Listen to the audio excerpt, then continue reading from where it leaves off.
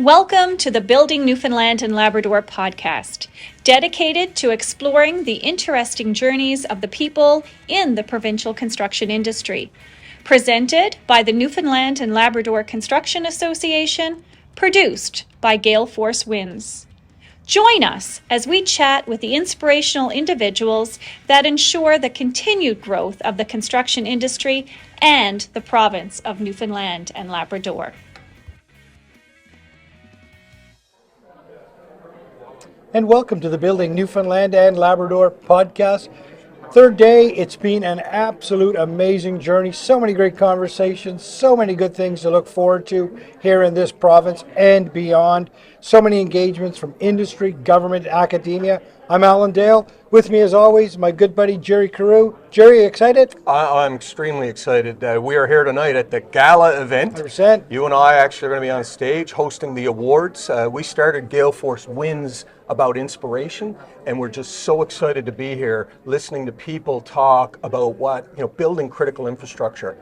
Yeah. Really interested in getting to know you. So take it away, Alan. Brendan, why don't you go ahead and introduce yourself? My name is Brendan Nobes. I'm the current chair of the Canadian Construction Association, but also I'm a general contractor for RCS Construction. We're a mid-sized general contractor based out of Halifax with offices here in Newfoundland and in New Brunswick, and we also do work in PEI. So we cover all the Atlantic provinces. Brendan, how did your journey find you in this space here today? Well, through my role with CCA, but also my involvement in construction in Newfoundland and my involvement with the Newfoundland Construction Association, I've been doing projects over here probably for the last 10 years. Love the island, love the people, and the opportunity to come over here with CCA and represent the National Association is, it's always great. Brendan, we've heard about so much opportunity happening in Newfoundland right now.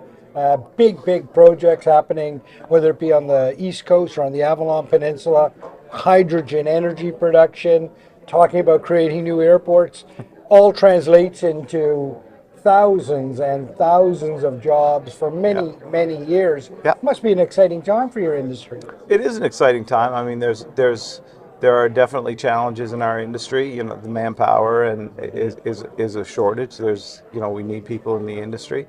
Trying to expand into to attract diverse populations as a workforce.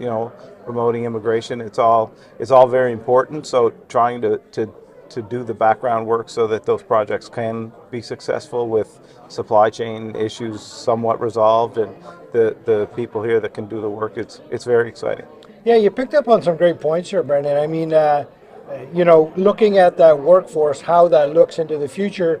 We watch the NLCA focus on women in engineering or women in construction.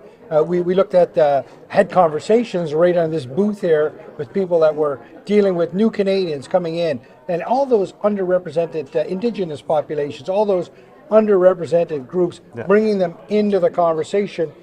While there's so much opportunity, it seems like there's such great inclusion in the industry as well. There's a recognition now more than ever. My father was in the industry for years, and those were hurdles that people couldn't get over, and now there's a much more openness to bring for inclusion in our industry. The technology has made it such that the burly construction worker and that has gone away, which is really good for our industry. And as as our industry grows, we require younger people as older people retire and move on to other things. So it is important that we can draw on a variety of people to fill those spots. The problem is we're competing with a lot of other industries right now. You hear about restaurants that are struggling, and even the professionals, the doctors and the lawyers. There's a shortage for that. So we really have to make our industry attractive to people. We need smart people in our industry, and we need to find a way to attract them in here. All right. Brendan, you bring to the table a more macro, a national lens. Tell me what the NLCA means to you.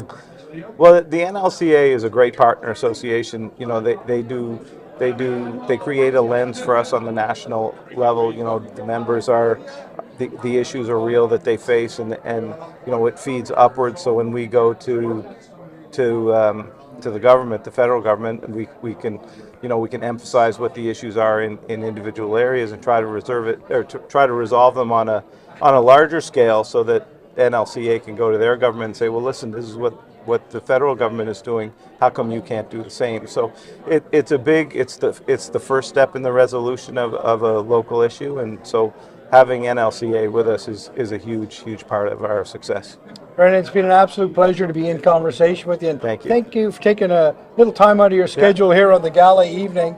Talk a little bit about what it is you bring to the table and the exciting times ahead. We certainly appreciate you being in the conversation. Thank you very much, and have a great evening. I look forward to seeing you on stage. Thank you for tuning in to the Building Newfoundland and Labrador podcast, presented by the Newfoundland and Labrador Construction Association, produced by Gale Force Winds.